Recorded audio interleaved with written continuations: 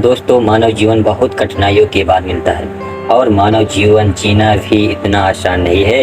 हर दिन मनुष्य के जीवन में तरह तरह की मुसीबतें आती रहती हैं और साथ ही उसका दिमाग कमज़ोर हो जाता है। आज की इस कहानी के माध्यम से हम जानते हैं कि मनुष्यों में ऐसी कौन सी आदतें पाई जाती है जो उनके दिमाग को धीरे धीरे कमज़ोर कर देती है।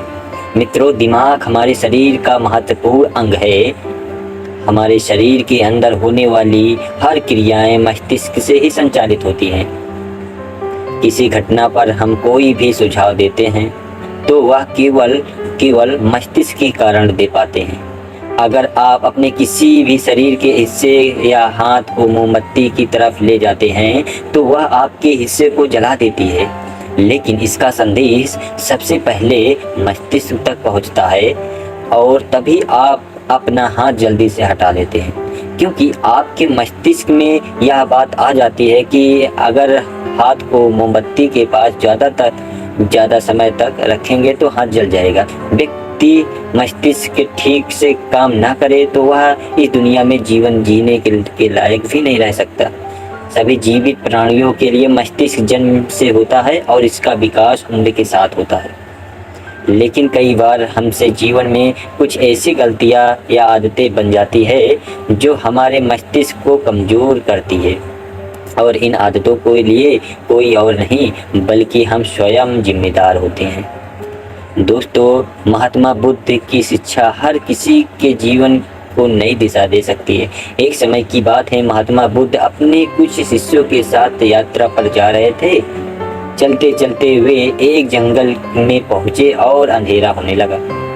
महात्मा बुद्ध और उनके शिष्यों ने निर्णय लिया कि आज की रात वे यहीं बिताएंगे और कल सुबह होते ही आगे की यात्रा की ओर निकलेंगे। उन सभी शिष्यों में से एक बुद्ध परम शिष्य भी थे, जो कद में नाटे थे, बहुत भोले वाले थे। सभी शिष्यों में से इस शिष्य की आदत बिल्कुल अलग थी। जहां सभी लोग 7 से 8 घंटे की नींद लेते थे, यह महाशय केवल 3 घंटे ही सोते थे। इनका मानना था कि जो लोग अधिक सोते हैं वह आलसी होते हैं। महात्मा बुद्ध के इस शिष्य को भोजन करना बहुत अधिक पसंद था। जब वे भोजन करने बैठते थे तो अन्य सभी शिष्यों के हिस्से का भी भोजन कर लेते थे। इसी प्रकार उनकी कई ऐसी आदतें भी थी जो अन्य शिष्यों को परेशानी में डाल देती थी। उस रात जब महात्मा बुद्ध और उनके शिष्यों ने जंगल के किनारे पर डेरा डाला, तब दूर दूर तक पानी की कोई व्यवस्था नहीं थी। इस बार पानी की खोज करने के लिए जिम्मेदारी बुद्ध ने उन भोले भाले शिष्य को दी। महाशय मटका लेकर पानी की खोज में निकल पड़े। उसका शरीर पहले से ही थका था। काफी सोच विचार करते करते और चलते चलते आखिरकार उसे तालाब दिख ही गया। उसने तालाब से मटके में पानी भरा और पानी लेकर जैसे ही आगे बढ़ा, वहीं पर चक्कर खाकर गिर पड़ा। उधर महात्मा बुद्ध और उनके अन्य शिष्य उनकी प्रतीक्षा करते रहे।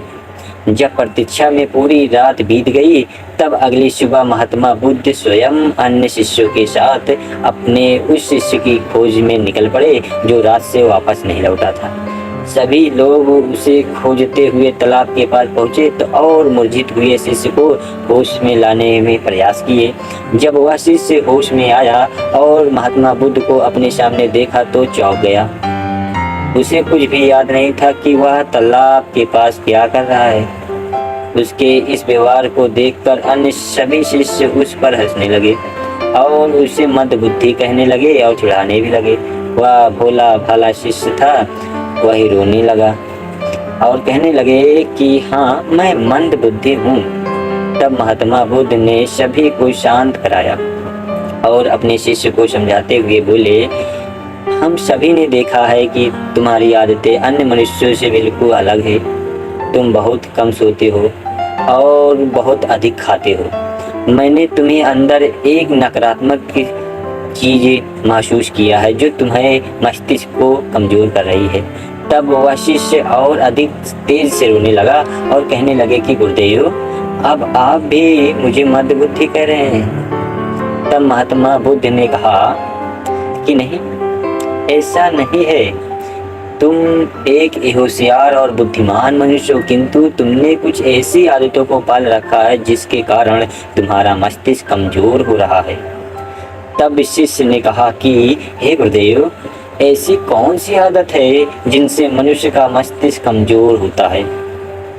तब महात्मा बुद्ध ने कहा कि आज मैं तुम्हें बताता हूँ कि ऐसी कौन सी आदत है जो मनुष्य के मस्तिष्क को कमजोर करती है।